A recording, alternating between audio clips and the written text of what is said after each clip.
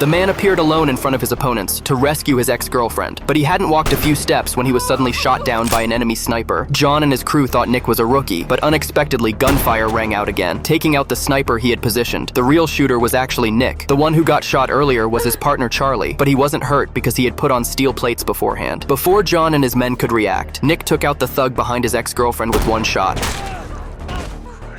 Only after they had no ability to fight back did Nick slowly walk over. Only then did John and his crew realize how skilled Nick was. Meanwhile, the FBI suddenly received a tip. This was exactly what Charlie had sent over. After getting the message, police quickly rushed over with backup. Nick on the snowy mountain could have shot John dead, but he didn't do that. Instead, he waited for the FBI to arrive, deliberately letting them take him to the police station for trial. All the high-level leaders participated in the trial. Charlie was also brought here to prove his innocence. His sniper rifle was also brought here. Just as Charlie shook hands with him, Charlie secretly passed a bullet to Nick. Then Nick asked if anyone had touched this gun during the presidential assassination. After learning no one had touched the gun, Nick didn't hesitate to load the bullet, then pointed the gun at Charlie, then aimed the gun at John. But unexpectedly, no gunshots sounded. Turns out Nick always removed the firing pin from his gun before going out. This way, the gun couldn't fire bullets at all. Then Charlie pulled out evidence of John's crimes. However, the investigator said this happened abroad. Only an international court could convict him. Then John casually left the place. Since Nick wasn't the real assassin of the president, he was immediately released. But Nick had no intention of letting John go. Since the law couldn't punish John, he'd take matters into his own hands. That night, John was celebrating the Archbishop's death with a senator. Unexpectedly, a drop of blood suddenly dripped down.